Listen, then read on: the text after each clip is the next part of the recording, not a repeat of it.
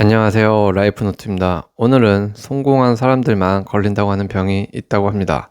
바로 이 무쾌락증이라고 하는데요. 혹시 여러분들은 이 무쾌락증을 알고 계시나요? 우리는 아직도 돈이 많으면 행복할 줄 알고 있습니다. 10억 벌면, 20억을 벌면, 그리고 그 이상을 벌면 그 뒤에는 행복이라는 단어를 갖고 있는 무엇인가가 있는 줄 알고 있죠. 우린 한때, 아니 어쩌면 지금도 믿고 있을 겁니다. 돈이 많으면 걱정이 사라지고 마음의 여유가 생기고 인생이 편안해질 거라고요. 그런데 이상하게도 부자가 될수록 공허함을 느끼는 사람들이 있다고 합니다.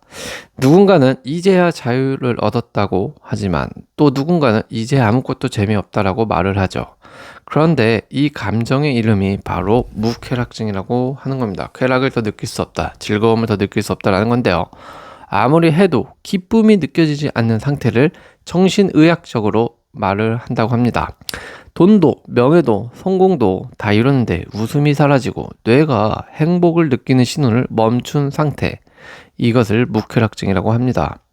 이건 단순히 우울증이 아니라 뇌가 쾌감을 잃어버린 병이라고 설명할 수 있는데요. 실제로 하버드 행복연구소에서도 연봉 7만 달러를 넘어서면 행복감이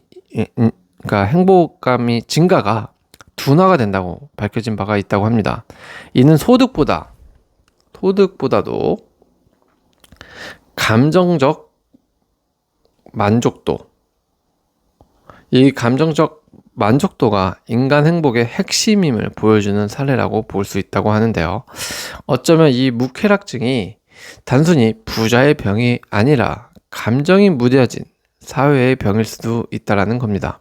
그래서 오늘은 성공할수록 공허해지고 즐거움과 행복감을 잃어가고 있는 현재 시대에 대한 무쾌락증에 대해서 한번 이야기해 보도록 하겠습니다. 그럼 대체 왜 무쾌락증이 부자들에게 유독 잘 나타나는 현상일까요? 라고 생각을 해봐야 될 텐데요. 그래서 그 첫 번째 이유가 바로 도파민이 과로하게 분비되어서이기 때문에 그런 거다라는 겁니다. 부자들은 일반인보다 훨씬 더 강한 성과나 자극에 노출되어 있습니다.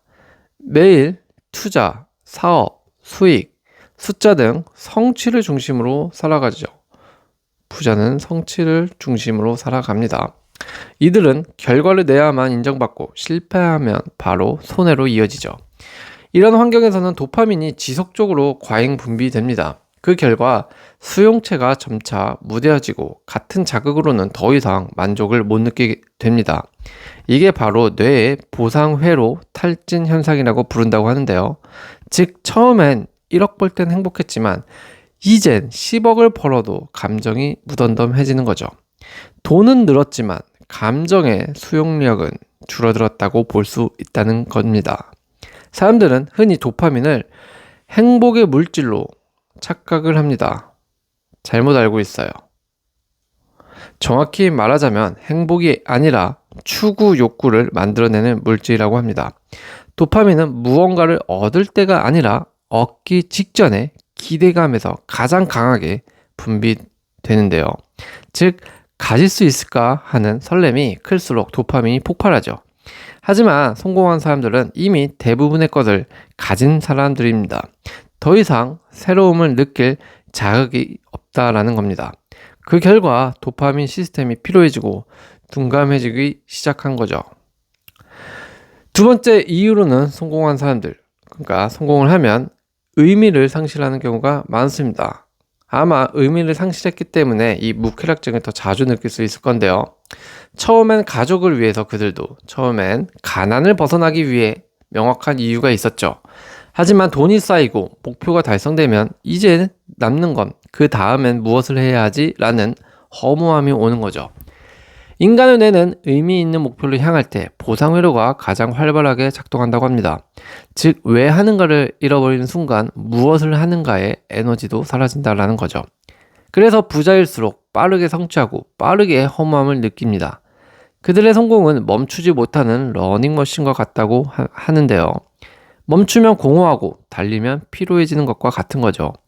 이 양극 사이에서 감정은 계속해서 마모되어 가는 겁니다. 뇌과학적으로도 보면 전두엽은 계획을 세우고 이 변형계는 감정을 느끼는 역할을 한다고 합니다. 전두엽은 계획을 담당하고요. 이 변형계는 감정을 느끼게 하는 역할을 나눠져 있다고 해요. 이 두 영역이 잘 연결됐을 때 일의 보람과 감정의 만족이 동시에 작동한다고 합니다. 하지만 과도한 경쟁, 스트레스, 외로움이 지속되면 이 전두엽이 감정의 신호를 차단하기 시작한다고 합니다. 즉, 일은 계속하지만 감정은 닫히는 상태가 되는 거죠. 결국 성취는 계속되지만 그 성취가 주는 감정적 보상은 점점 줄어들게 되는 건데요. 이때 뇌는 기쁨을 기억하지 못하고 그저 해야 할 일을 반복하는 기계처럼 변합니다.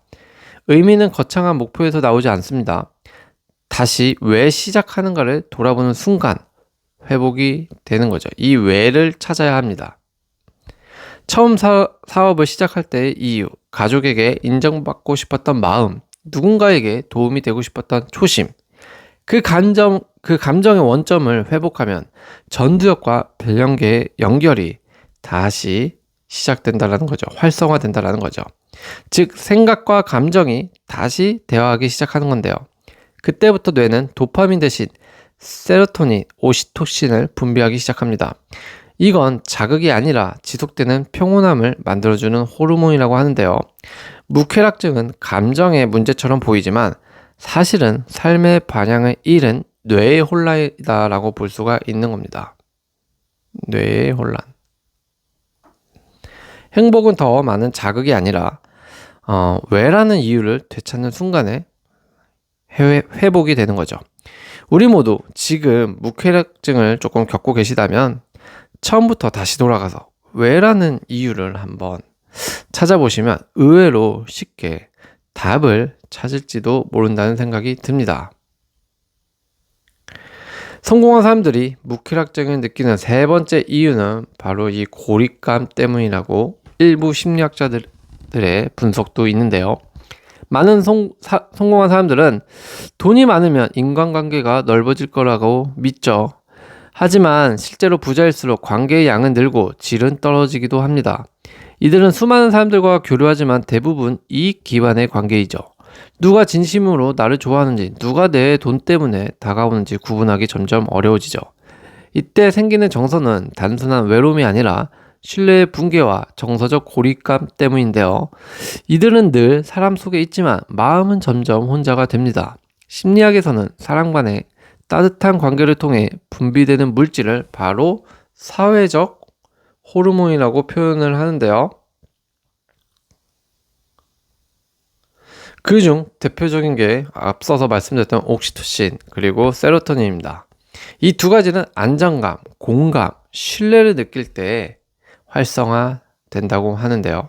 하지만 성공한 사람들, 부자들은 불신, 경계, 거리두기 속에서 이 호르몬이 점점 줄어듭니다. 결국 뇌의 감정 중심의 변형계는 점점 비활성화되고 감정이 얕아지며 인간적인 따뜻함이 사라지는 거죠. 돈의 성공이 감정의 실패를 불러오는 구조적 모순이 생기는 겁니다. 하버드의 75년간의 행복 연구에서도 결론은 단 하나였다고 합니다. 인생의 행복을 결정짓는 것은 돈이 아니다 라는 거죠. 관계의 질에서 나타난다라는 겁니다. 즉, 사람 사이의 연결이 끊어질수록 행복감, 동기, 정서적 안정감이 무너집니다. 이 고립감은 단순히 외로움이 아니라 정신적, 생리적 스트레스 반응을 유발하는 만성 상태라는 거죠.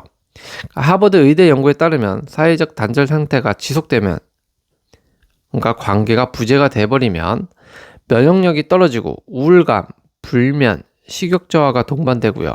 결국 뇌의 쾌락 회로가 퇴화한다고 합니다. 즉, 고림은 단순히 외로움이 아니라 뇌를 병들게 하는 요인이라 볼 수 있는 겁니다. 이 무쾌락증의 반대말은 쾌락이 아니라 바로 연결입니다. 타인과 감정을 주고받을 때 뇌는 다시 생기를 찾습니다. 그래서 진짜 부자들은 결국 이렇게 말합니다. 내가 행복했던 순간은 돈을 벌었을 때가 아니라 그 순간 사람들과 힘들었지만 웃었을 때였다라고요. 결국 인간은 의미와 연결을 통할 때 비로소 회복되죠. 이게 무쾌락증을 벗어나는 유일한 길이라는 것을 잊으면 안 될 것 같습니다. 이 쾌락은 순간이지만 의미의 삶은 방향을 설정해 줄 수 있습니다. 쾌락은 지금의 감각적 자극에서 오지만 의미는 삶의 전체를 관통하는 이유에서 나옵니다. 쾌락은 빠르고 강하게 오지만 금세 사라지죠. 의미는 천천히 쌓이지만 오래 지속됩니다.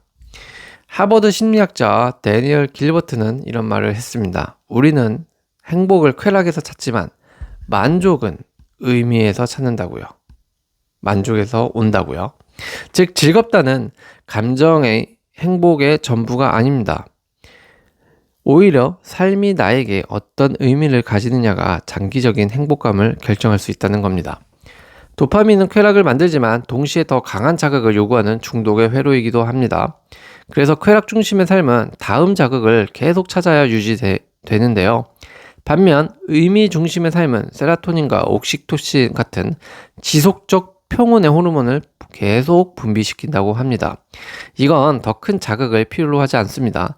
그냥 지금의 나를 인정하는 것만으로도 만족이 생기는 거죠. 그래서 의미를 찾는 사람은 외부 자극 없이도 안정감을 유지합니다.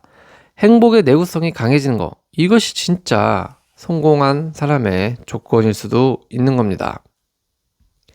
의미는 누구를 위해 사는가에서 피어납니다. 인간은 본능적으로 자기 중심적 쾌락보다는 타인과의 연결 속에서 의미를 느끼는 존재예요. 정신과 의사 빅터 프랭클린 박사님은 이런 말을 합니다. 인간은 쾌락이 아니라 의미를 추구하는 존재라고요. 그가 나치 수용소에서도 버틸 수 있었던 이유는 삶의 목적을 나 자신을 넘어서 두었기 때문이라고 합니다. 우리도 이와 마찬가지라고 생각을 해요. 행복은 내가 얼마나 가졌느냐, 내가 얼마나 가졌는가가 아니라 내가 누구를 위해 살아가고 있는가입니다. 즉 의미는 타인과의 관계, 가치 있는 기여, 내가 하는 일의 이유에서 시작될 수 있다는 건데요. 쾌락은 끝나면 허물을 남기지만 공허하죠. 의미는 끝나도 평온과 여운을 남깁니다. 한 번의 여행, 한 번의 소비, 한 번의 승진은 기분을 바꿀 수 있지만 그것만으로 인생의 반향이 채워지지는 않습니다. 반대로 내가 누군가에게 도움이 되었을 때, 누군가를 이해하고 품어주었을 때, 내 일에 가치를 느낄 때, 그때의 만족은 작지만 오래 남습니다. 이와 같은 것 때문에 직업에서도 돈을 적게 벌더라도 사명감을 갖고 아직도 자신이 맡은 위치에서 가치와 의미를 위해서 최선을 다해 살아가는 사람들이 많습니다. 그리고 그들이 어쩌면 세상을 굴러가게 만드는 것이죠. 이건 쾌락이 아니라 감정의 깊이에서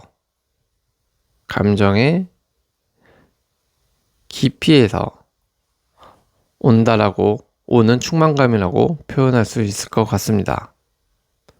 의미 있는 행동을 할 때 뇌는 도파민보다 세로토닌과 옥시토신을 더 분비시킨다고도 하는데요. 그래서 우리는 의미 중심의 삶을 살아야 되는 거죠. 이 두 호르몬은 앞서서도 말씀드렸지만 안정감, 유대감, 평온함을 주는 뇌의 지속형 행복 신호라고 합니다. 의미를 찾는 행위는 단순한 정신 수련이 아닙니다. 뇌의 행복 행위이기도 합니다. 그래서 심리학에서는 이를 의미 기반의 행복 회로라고도 부른다고 하는데요. 무쾌락증으로 고통받던 사람도 내가 왜 살아야 하는가를 찾는 순간 뇌의 회로가 다시 살아나는 이유가 바로 여기에 있을 수 있다라는 겁니다. 쾌락은 나를 흥분시키지만 의미는 나를 존재하게 만듭니다. 행복은 새로움을 쫓는 게 아니라 지금의 삶 속에서 행복은 이유를 찾아야 합니다. 삶 속에서 이유를 발견하는 일이다. 결국 성공은 돈이 많은 사람이 아니라 삶의 이유를 잃지 않는 사람일 수도 있다라는 겁니다. 그럼 내가 지금 무쾌락증이 있다면 어떤 것을 소유하거나 성취하게 되더라도 즐거움, 행복, 쾌락이 느껴지지 않는 분이라면 회복을 해야 되잖아요. 그럼 그 회복 방법으로는 어떤 것들이 있을까요? 라는 건데요. 이럴 땐 돈을 벌기 위한 일이 아니라 그 과정 속에서 느껴지는 작은 감정부터 회복을 해야 합니다. 예를 들어 커피 향을 맡는 순간에 그런 온기를 느껴본다던가, 가족과의 대화 속에서 행복을 찾아본다던가, 아이가 건넨 그린 한 장에도 감동을 느껴보는 거죠. 이런 사소한 순간들이 뇌의 세로토닌 회로를 깨울 겁니다. 이게 사소한 것이지만 행복의 시작일 겁니다. 무쾌락증의 또 하나의 특징은 감정의 단절인데요. 감정을 표현하지 않고 누구와도 진짜 대화를 하지 않는 게 문제인 거죠. 하지만 인간은 관계적 존재입니다. 감정을 말로 꺼내는 순간 뇌의 전전두엽이 안전되고 스트레스 호르몬 코르티솔이 감소한다고 합니다. 즉 이야기하는 행위 자체가 치료라는 겁니다. 그래서 심리 상담이 아닌 소통이 필요한 이유인 거죠. 우리가 흔히 속병 앓으면 암에 걸린다라는 말도 있잖아요. 이건 괜히 있는 말이 아닙니다. 실제 진짜 신체적 건강상으로도 말을 하지 않고 끙끙 앓고 속으로 스트레스 호르몬을 계속 끌어안고 있는 것은 몸에 시한폭탄을 갖고 있는 거나 다름이 없다라는 건데요. 이 부분은 진짜 간단히 듣고 흘릴 문제가 아니라 스스로 현재 이런 상태이신 분은 심도 있게 자신의 대화 빈도에 대해서 한번 생각해 보시길 바랍니다. 세 번째, 바로 이 무쾌락증을 극복하는 방법은 다음 목표보다 현재의 나를 보는 겁니다. 저는 이게 되게 중요한 것 같은데요. 현재의 나를 돌아보는 습관을 대부분의 사람들은 잘 안 해요. 그래서 우리는 늘 다음을 향해 달리죠. 더 큰 집, 더 높은 자리, 더 많은 돈, 더 큰 목표. 이 정도면 됐다라는 말을 입 밖에 꺼내는 순간 왠지 뒤처지고 있는 것 같고 멈추면 불안해합니다. 그러나 그 불안의 실체는 대부분 비교에서 오는 환상입니다. 우리는 남보다 늦을까봐 달리고 스스로와의 속도 경쟁에서 지쳐가죠. 그런데 아이러니하게도 행복은 도착지에 있지 않고요. 멈춰 서 있는 지금 이 자리에 있다라는 겁니다. 목표는 원동력입니다. 하지만 동시에 도파민 중독의 함정이기도 하죠. 도파민은 도착 순간보다 달리는 과정에서 쾌감을 줍니다. 그래서 목표를 달성한 직후엔 잠시의 기쁨 뒤에 곧 공허가 오는 거죠. 그 공허를 견디지 못해 우리는 또 다른 목표를 세워버립니다. 이걸 이루면 진짜 행복해지겠지 하고요. 하지만 그때 행복은 늘 다음에 예약되어 있을 뿐 지금 여기에 없다라는 겁니다. 이게 바로 행복지연 중독이라고 하는데요. 미래를 위해 현재를 희생하는 삶, 끝없이 달리지만 도착하지 못하는 인생의 루프인 셈이죠. 그러니까 계속 다음 목표, next, 아니면 희망이라는 다음엔 희망이 있겠지 라고 하면서 지금의 행복을 다음으로 미루면 안 됩니다. 지금의 행복을 느끼는 방법은 현재의 나를 계속해서 되돌아보는 습관을 한번 가져보시길 바랍니다. 우린 빠르게 사는 법을 배워왔지만 깊게 사는 법은 배우지 못했습니다. 세상은 늘 우리에게 말을 하죠. 더 나은 곳으로 가라. 더 많이 가져라. 더 빨리 이루어라. 하지만 그 속도 중심의 삶은 결국 인생의 양은 늘리지만 질은 줄이는 방식입니다. 많은 일을 했는데 남는 건 없고 많은 걸 이뤘는데 감정은 비어있는 이유가 바로 여기 있죠. 행복의 속도의 결과가 아니라 순간의 밀도에서 태어납니다. 행복은요. 하루를 몇 개의 성취로 채웠느냐 보다는 몇 번이나 진심으로 웃었는가, 감동했는가가 삶의 퀄리티를 결정할 겁니다. 우린 종종 행복을 어떤 독착점처럼 생각을 합니다. 내가 성공하면, 내가 결혼하면, 내가 은퇴하면 행복해지겠지 하고요. 하지만 행복은 도착이 아닙니다. 매일 연습하는 감정의 습관입니다. 감정의 습관. 감사할 수 있는 마음, 누릴 수 있는 태도, 멈출 수 있는 용기. 이 세 가지가 행복의 기본적인 근육일 겁니다. 이건 특별한 사람이 아니라 의식적으로 연습하는 사람만이 가질 수 있는 능력이라고 생각하는데요. 그래서 행복한 사람들은 공통적으로 느리게 말을 하고, 천천히 걷고, 자신의 하루를 결과보다 감정으로 기억합니다. 머무른다는 건 멈춘다는 뜻이 아닙니다. 그건 의식적으로 존재하는 거예요. 커피향을 느끼고, 가족의 웃음을 바라보고, 작은 바람에도 마음이 움직일 수 있는 사람. 그가 바로 진짜로 살아있는 사람입니다. 행복은 거창한 목표가 아닙니다. 감정을 잃지 않는 상태 그 자체죠. 그래서 무쾌락증에서 벗어난 사람들은 이렇게 말을 합니다. 이제야 세상이 다시 느껴진다. 별것 아닌 일에도 마음이 따뜻해집니다. 라고요. 이런 공통점이 있는데 이게 바로 삶이 우리에게 주고 싶던 진짜 선물이 아닐까 싶습니다. 행복은 더 가지는 게 아니라 더 느끼는 겁니다. 절대 많이 갖는 게 아니다. 깊게 느끼는 거다라는 거죠. 빨리 달리는 사람보다 느리게 웃는 사람이 결국 더 멀리 갑니다. 우린 결국 도착하기 위해 사는 게 아니라 느끼기 위해 사는 존재라는 거 잊지 마시길 바랍니다. 행복한 하루 되세요. 오늘도 시청해주셔서 감사합니다.